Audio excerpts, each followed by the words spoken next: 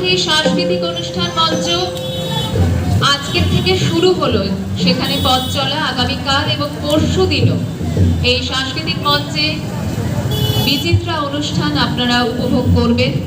এবং ঠিক যেভাবে দুর্গা পুজোর সাংস্কৃতিক মঞ্চকে শ্যামা পুজোর এই বিচিত্রা অনুষ্ঠান অনুষ্ঠিত হতে চলেছে। হাওয়াই আসো, কিন্তু আমরা এই মুহূর্তে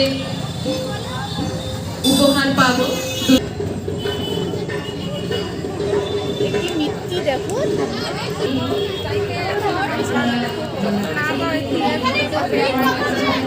তারপরে